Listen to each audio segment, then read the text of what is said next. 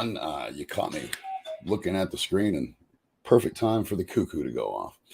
Anyway, today's episode is pre-recorded. I have a guest with me, Yao, from the New Age Cannabis podcast out of Johannesburg, Africa, which I think is just so fucking cool. And with that said, I'll go ahead. I won't hesitate. We'll bring him right on. Hey, Yao, how you doing today? Fantastic. Good morning, and in my case, good afternoon. Good afternoon. I'll just say this to the audience real quick. We have had what is clearly a trying time, and thank you for putting up with all the it's been the first time you couldn't make, or you made it, but there was no electricity because apparently Johannesburg has these blackouts, which I told people about, that start, I think, as early as like 7 p.m., right? And last up to like 10 or something like that. Yeah, so fortunately, they put a hold on the rolling blackout. So what's happened is apparently we've run out of generating capacity. That's the very specific reason that they give us. So I think in the past week it stopped, but on the news today I heard that it's going to be back in probably from the next 2 days. So well, that's what you told me that when we talked, is that they'll just abruptly start it and abruptly stop it, and you really only get like maybe 24, 48 hours notice as to when things are going to change. And so I'm curious, just real quick, have they, since it's a lack of ability to generate, have they, I mean, is somebody building a new power plant for you guys? So we've been in construction of new power plants, and specifically one, since 2008. It was supposed to take 4 years, and we are in 2022. So yes, we are building. Plus, the other issue we're having is with regards to climate change and COP and coal-fired power plants. So we use mostly coal-fired here, but because of COP and because of all the climate change issues, we're being dissuaded and we're not getting funding for coal-fired power plants. So now it's a shift to renewable. It's just a very trying time in terms of the electricity situation here, specifically in South Africa. But hopefully the politicians will get it right. But politicians. Well, you just said it. I mean, this is not, and I don't do politics per se, but this is your country, so I can get away with it because I'm not going to offend any Americans, most likely, right? But it just doesn't make sense to me because it's politics anywhere. And what I mean by that, the politics are holding up. Like you said, this thing should have been built. You should have had a new plant 10 years ago, and probably, quite frankly, at this point, looking at putting even a new plant, starting construction now on a new plant for the growth of, because Johannesburg is not getting smaller.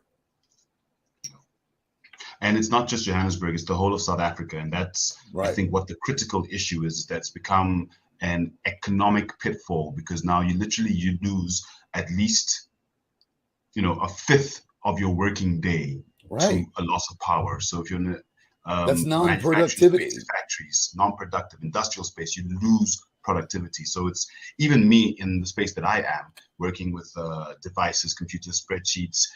I've only got 2 powers of battery life. After that, I'm also in trouble. So it's become very, very tricky to operate in this country and actually, be sustainable and consistent as a business.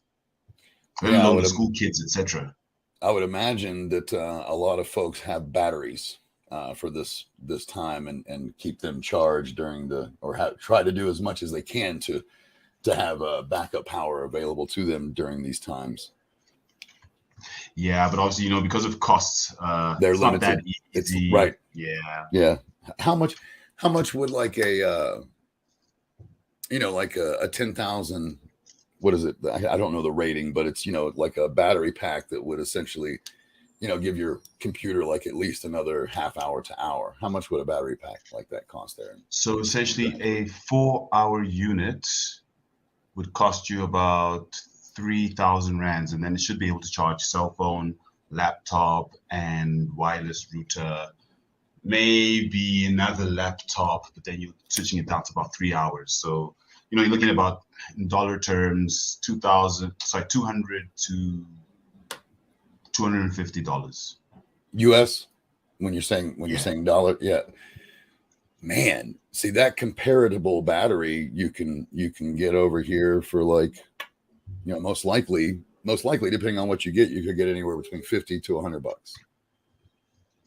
Yeah, unfortunately, we're not that fortunate. So, I know, and it's, I don't, it's no, I don't tricky mean it there. like that. I hate it. It bothers me because it's like, I don't get, I truly don't get world economics. And I'm not going to sit here and be one that says that I do. I don't understand geoeconomics. I don't understand politics. And when I say I don't understand it, it seems like to me that things that should be common sense, in my opinion, and should just happen, get held up due to, you know, lines, either political or geographical. And when it's So, geographical, then it's usually both, because it's two countries or two states that aren't working together well. so interestingly enough, that exact sentiment pulls itself into the cannabis industry, where, to be frank, right now, Mhm. specifically in South Africa, we are literally the California of Africa. Right. I was at the Durban Cannabis Expo 2022 this past weekend, and How the was that? amount, phenomenal, absolutely phenomenal. With what I just said, Durban is the California of South Africa. Right. Yeah. You guys had It's a blast. phenomenal out there. Yeah, between the weather, because it's very humid, very temperate, very tropical down there, the atmosphere, and just exactly where the industry is right now, it was a phenomenal experience. But once again, like you said, the reason it's not fully legalized and legislated and allowing for the actual population to engage in the cannabis economy is because of politics, Exactly. dragging their feet, almost choosing not to either understand the plant or they're gatekeeping. And that's the part that's very frustrating because it can't be a case of you guys know nothing and you can't get this right. So therefore, what must it be? And the only answer that comes to mind is gatekeeping, Yeah. waiting for It's the big just pharmaceuticals to get themselves prepared before they actually legislate and allow people to actually start generating revenue within the cannabis industry. and the sad thing is that this country found out the hard way too. And what I mean by that is, I'm 50 years old. I remember the first, um, Geraldo. Are you familiar with Geraldo Rivera, that news name here in America? So I Yes, I remember am. the very first 2-hour broadcast that he did, and this is back when I was 16. So this is 1988, right? And that entire broadcast showed nothing but all the legitimate and worth. And we've only found out many, many more since '88, right? But we already had a plethora of positive things. And one of the things that was even said back then is the economic difference that adding cannabis to your economy has. And to give you an idea, like every state that's gone legal, and that's why the states are starting to drop quicker here. Every state that has gone legal has seen a nice uptick in their economy. Their entire economy is better from begin like and what's funny is none of these states, I remember when Colorado, which is where I am now, when they went legal back in 2011, I was watching it. I was living out east, so I was in North Carolina or Tennessee, either one. It doesn't matter. But at the time, I was watching it and just keeping an eye on it because I wanted to move out here, right? And the funny thing is, they went legal, and the day that it engaged, the day that it actually took effect, and you could go to the dispos and start buying, they had what they thought was a 3-month supply, and they sold out of it in less than the first 4 weeks of the state going completely recreational. And my whole point is, they just didn't understand how much money, and nobody believed all of us that, like, you can do so much with this plant aside from all the good and the health aspects and all that. Take all that away, the monetary value that it brings to a community is just ridiculous. Exactly. And essentially, the economics of cannabis need to be better understood because, but like you're saying, on the recreational side, just the recreational side, they thought they had a 3-month supply that turned out to be a 1-month supply.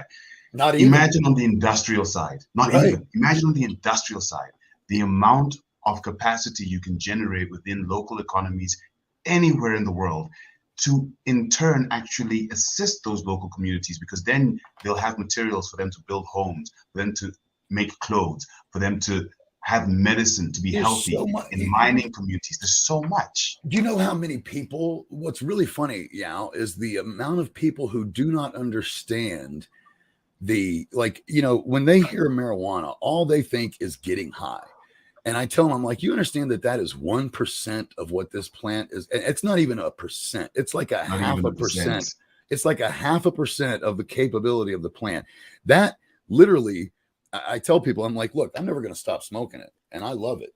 But honestly, that's a great side effect of this plant when you look at what it brings. It's one of the most oxygenating plants. It grows so fast that you really, unless you are just an idiot, you would never have a supply issue if you just dedicate farmland to it. And that's, like, even though they ran out, they quickly got back up and running because in 2 months you're harvesting.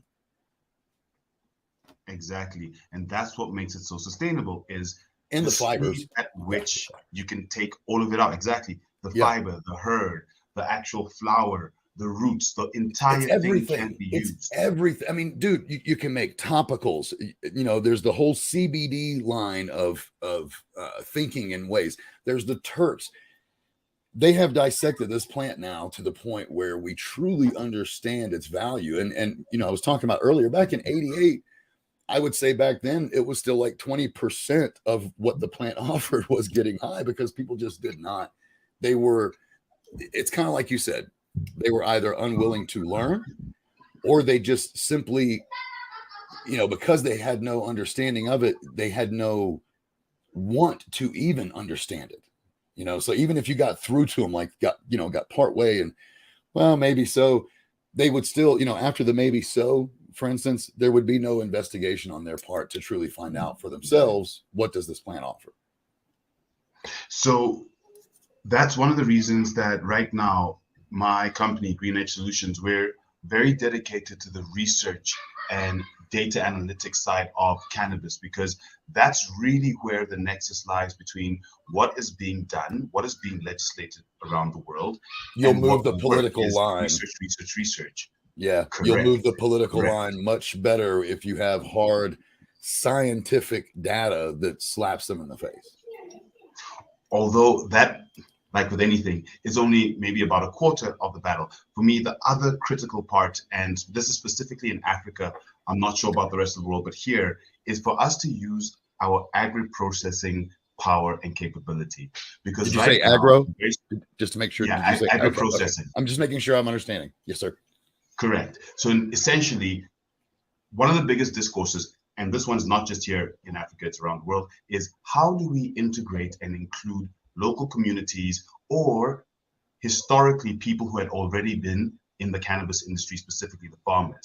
And there's lots of discourse and legislation, everyone's worried. And I'm saying, guys, the easiest way to do this is take the processing power, the beneficiation power to those communities.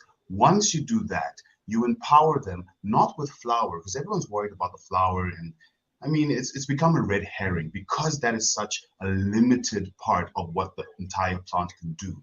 So take the processing power into the communities. Once you do that, they will protect the flower from going to the wrong sources, because then they understand the value of processing and they're benefiting from the processing. And right there, you fix all the security issues around cannabis. So for me, it's about using the plant. Using the plant is what fixes all the issues. But now we're trying to fix issues that technically don't exist because we're not using it. And that's nonsensical. It doesn't make any sense. And everywhere in the world, that's pretty much what's happening. So we need to just change the discourse and just look at it slightly differently. Obviously, your Californias, your Colorados, those are very, very specific geographic areas that are ahead of the curve. But getting a similar sort of message out to the rest of the world is, I think, what the most important thing is. Well, and I think you kind of said it. What California and Colorado gave us was a kind of a roadmap. But as I always tell people, one of the things that makes me in personal life and in business life, one of the things that has always helped me be successful is taking a great working model and then still continuing to tweak it, because I never stop learning. Right. So even though California and Colorado have given us great roadmaps, there's still so much room for change, because what's happening in those states, just so you're aware, is things are now moving in a backward direction in some instances of the industry. And what I mean by that is every time there's a vote, you've got certain people fighting for this and certain people fighting for that. So, like, for instance, just a quick for instance, if you held your medical card here in Colorado, you used to be able to go in and get essentially 8 grams of wax or concentrate was equal to an ounce. So it was like a one gram was an eighth, right? And as a medical card holder, you could buy up to 2 ounces of marijuana a day, either in concentrated form, edible form, or flower. You follow me? They just changed that for some reason, and it doesn't make sense to me at all. But they changed the equivalent that 1 gram of concentrate now equals a quarter of flower, which means at best I can now only buy 8 grams in a day on my allotment, or I have to pay them a whole lot. And this is why they did it, by the way. I said I didn't know, but I was just waiting for the cliffhanger or for the punchline. But the whole idea is that they want me to spend money now on their EPC. But I used to have the EPC, and just real quick for those who don't know, EPC means extended plant count. If you have a certain amount of physical ailments or a certain amount of mental issues, then you qualify for essentially the ability to get more, and you can get up to 8 ounces. You can get a half pound in a day, right? And then all the equivalents thereafter. But here again, they've changed it. What used to only cost around $250 a year for that privilege now has jumped to nearly $400, and you have to pay quarterly fines, not fines, but quarterly fees to maintain it. And even its cap has lowered, because what used to be 8 grams to an ounce, right, is now only 4 grams. So they just keep finding ways to try to make more money. And then I'm sure you get this, but when you're only doing it for the money and not for all the other things, then you take something away from it, and you feel it. And what I mean by you feel it, like the industry just feels a little icky right now here locally, because I know that what's happening in Denver, the capital, with all the politicians, is it's all about how much money can we eke out of these users. That shouldn't be the reality. They're trying to look at it like turning it into an opiate, in my opinion. And what I mean by that is, how much money did opiates make for these assholes that owned the rights to Percocet and Vicodin and all these other ones, right? I don't want to see it, but I know that people are trying to turn this into something like that. And they try to compare the users of marijuana to the users of other drugs like that. And there's just such a difference. A stoner is not a heroin addict. It's just, I've known both well. I've known people who were both, and even they will tell you there's, sorry, I apologize for going off there, but. Look, I fully hear you. There's a difference, but I think on what you spoke about first, the commercialization. Now, unfortunately, commercialization and capitalism destroy everything. So, it's inevitable. Yes, it can't be helped. Yeah, and this is one caveat I've been mentioning, where it comes to saying that cannabis will generate taxes for governments. Oh, okay, great. It'll just give them more to steal. Unfortunately, as cynical as that may sound, that's what it really is. And then the commercialization, capitalism is exactly what's happening now in Colorado. And now, however, sorry, go ahead. I thought you were done. My apologies. Go ahead. Oh, sorry. However, where it comes to things like concentrate, etc., there, the argument can be made that these are processed goods and it's not the original flower and all those things, and so therefore they have all these controls, and and they keep changing them, there's, and I'm sure you heard me, but now all of a sudden, concentrate here in Colorado is apparently twice as strong as it was before the vote.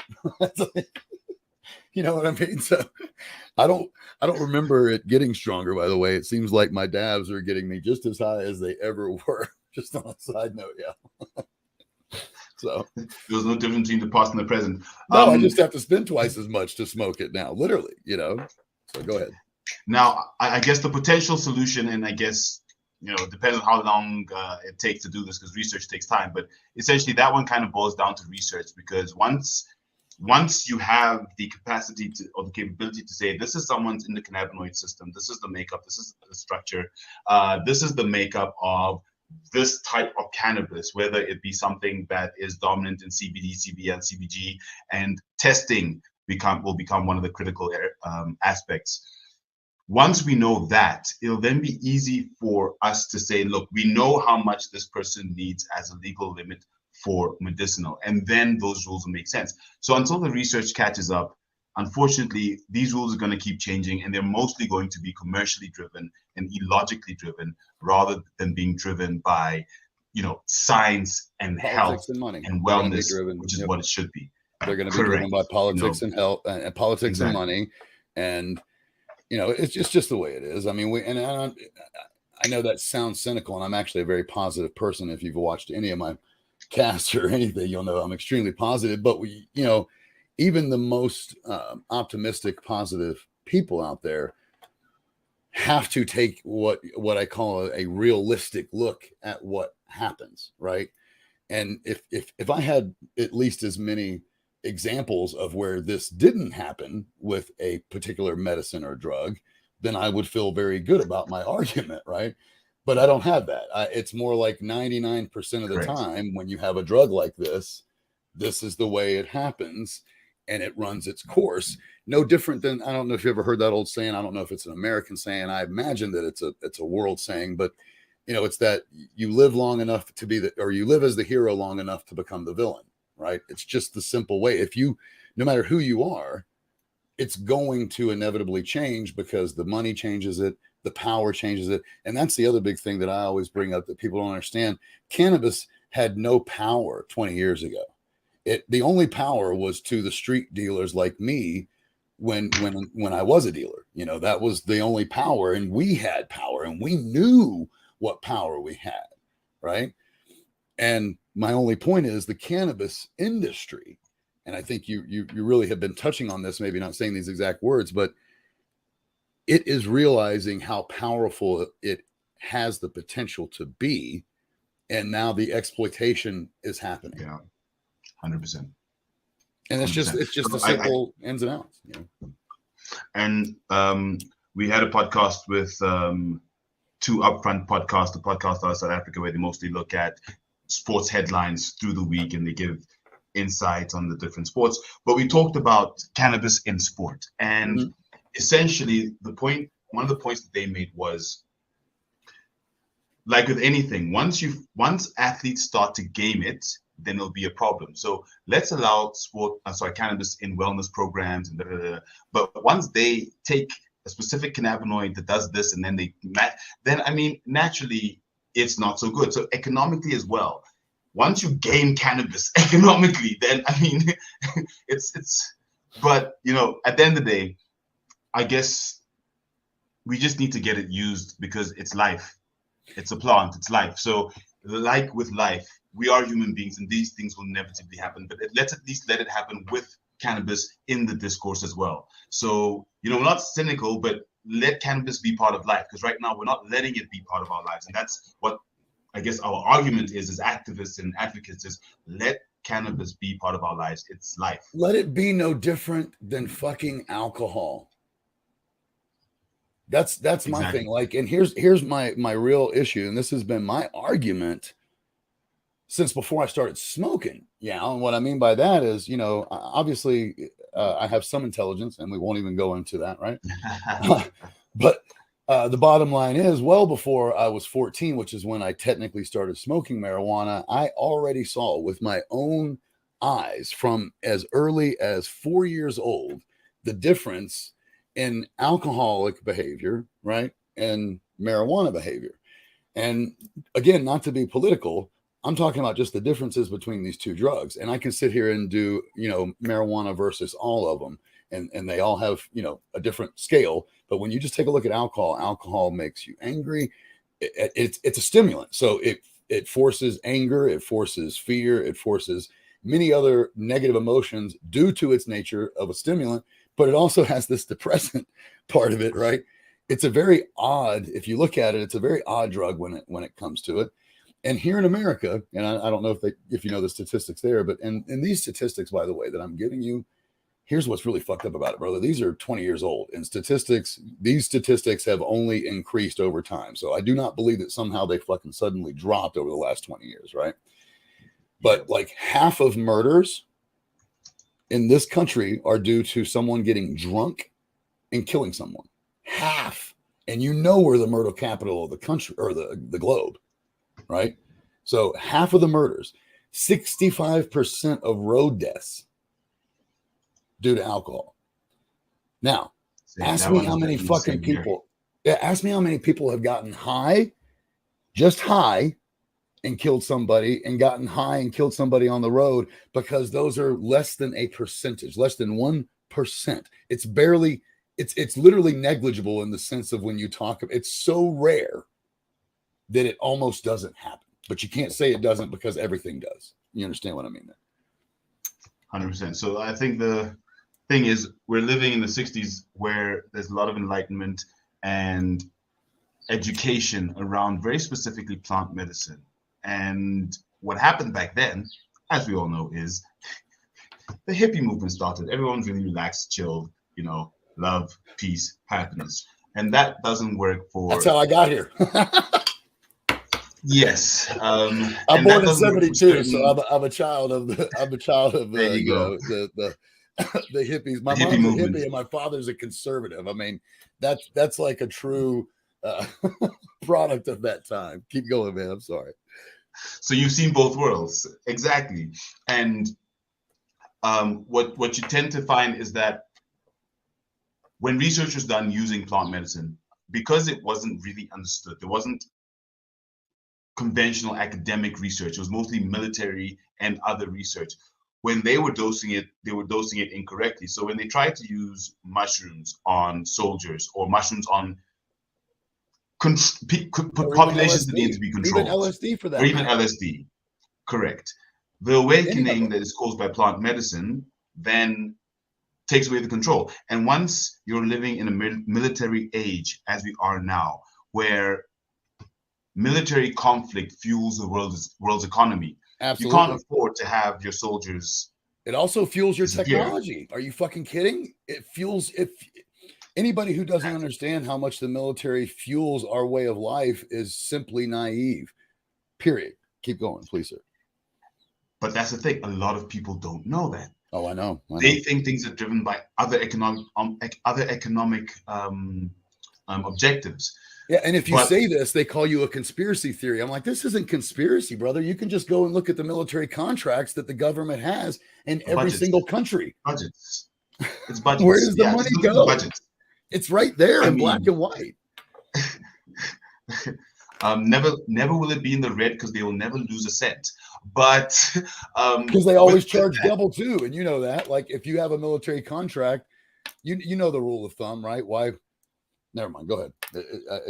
But yeah, not to be too political, because I'm pro-US, but what you tend to find is that now the technology is actually getting to a point where you need less and less people, and there's less and less people dying in wars year on year. As much as everything's kind of shitty right now, there's far less people dying in wars now than there were 50 years ago, 100 years ago, 300 years ago, because we have high mortality. That's part of technology, right? We're removing more and more. We're removing the actual human element, and also on the other side, like if in consideration to like drones, but the other side, right? Like let's say there is a drone attack, the other side is also more technologically advanced and many times has earlier warning systems of what's to come, so less and less people are dying from when there is an attack. Correct. I don't know if that makes sense, but I see it from all angles lowering. Exactly. So it's going down. So now that essentially they need less soldiers and less people are dying, it's cool that cannabis can be legal, because they don't need to control as much of the population as they used to, because you need to have swaths of young men to go out and fight, and then swaths of young women to be diligent and stay home, back, work the factories or whatever they had to do. So now, well, if everyone's at home anyways, it doesn't really matter. So I guess that's all changed. Cannabis isn't saved by technology. Yeah. But it's quite interesting. Yeah, and I'll just come back something because I know you said you love America. Anybody who loves America, I love the whole world, right? And you know that. And I love every country for its individual aspects, even the ones that are hated by the world. They still have positive things about them, right? Every country. So just to come back to that, I don't think, being factual or speaking, because what you said was not an opinion. It was simply the way that it is, and that doesn't make us bad or good. That just makes us another country. And what I mean by that is there's always going to be good and bad. And I wanted to come back to, as a matter of fact, the point that we were talking about with where the cannabis industry is going, to kind of end the show the way that I, in the spirit, right, of who I am. I believe that everything happens for a reason. I truly 100% believe that. I have faith in that, and I pray to God to that, right? And I know that's how I got to where I am. We got 10 cuckoos here, so give me 1 second so I can be. But my point being this: knowing that everything happens for a reason, that starts to allow you to understand that there's going to be corruption, there's going to be exploitation. These things are going to happen in everything. It is life, and it is also a balance, because here is the other side. Mm-hmm. For every person that starts to exploit the cannabis industry, right? What I feel like, because of the balance of the way good and evil is, and hopefully you'll get what I'm saying here, for every one of those douchebags, there's 5 new cool ass motherfuckers like me and you that are coming out and representing the real side of it. So we will always stay above the corruption, if you will, because there's, again, I know you know what I'm talking about, but like somebody good sees that and like it just sparks them to want to, invoke change on the other side. So I think the balance, because that's how I believe the balance works. And I think one of the best movies to demonstrate that, just to give the folks an understanding of what I mean by this balance, is Star Wars, right? There was 10,000 Jedi. There was 2 fucking Sith. It just takes 2 fucking Sith to destroy an entire empire of Jedi, right? So evil is concentrated in this world. Look at Hitler. Look at any person that you call evil, right? By the way, a thing that I believe is, you call any of these people that you call evil, and not you, by the way, I'm talking about anybody in general, any of these people that we call evil, we call them a villain. What's really, really funny is almost the same number of people call that person a hero. There's always at least 2 sides to every story, because there's no such thing as truth. Just fact. It lies in the middle. I have my truth. You have your truth, and then there's what actually fucking happened. The facts. Yep. Exactly. Not that, that's why I love video. Video takes out the bullshit.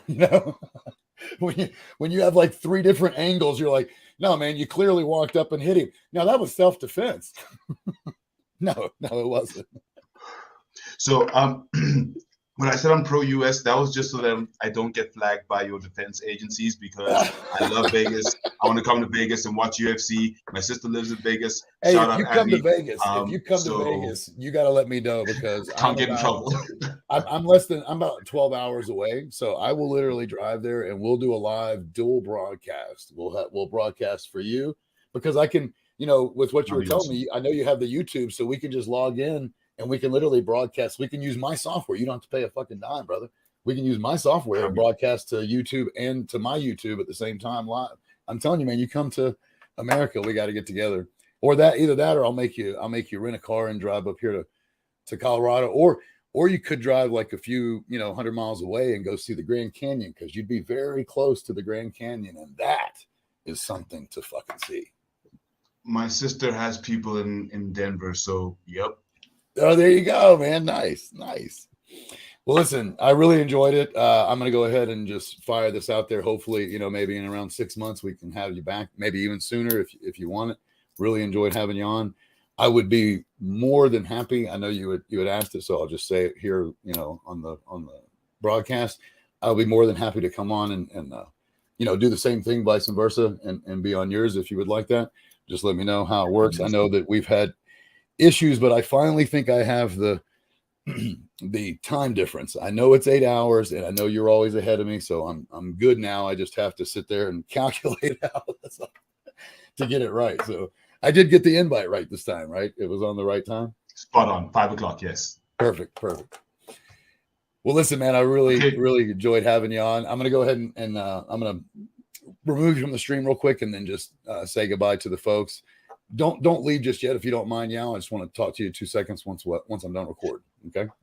Can I just drop my handles, please? Everyone, follow us. Oh, yes, page, please. PC, Twitter, Instagram, Facebook, Reddit, and we're on Spotify, Apple Podcasts, and YouTube. And Google we talk too, about right? all things cannabis.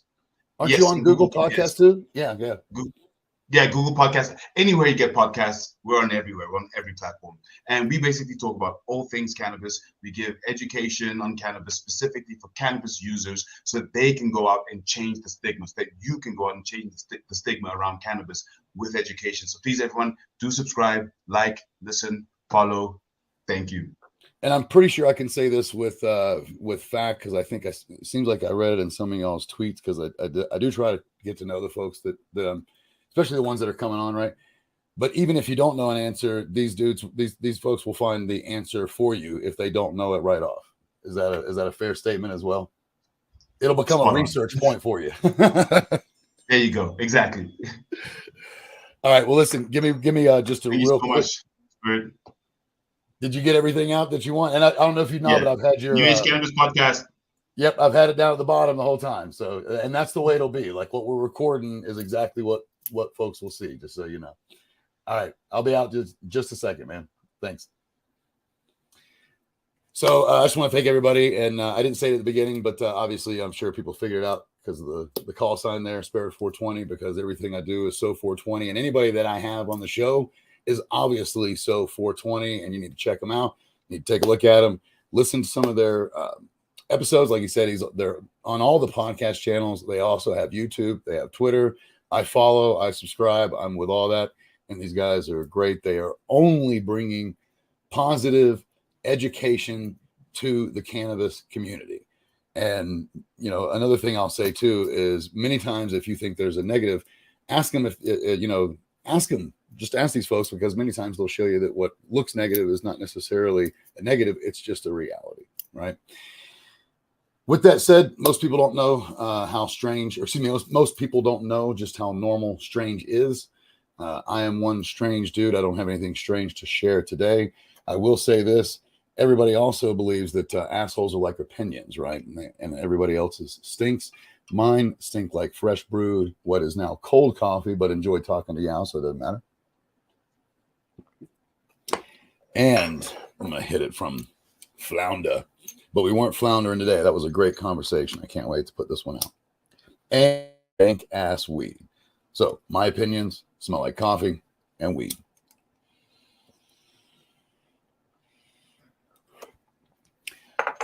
Have a lovely evening, everyone. I will see you on the next episode, which should be 2 days from now. And I don't think I have anything else. Thanks a lot. See you on the next episode. Bye-bye now.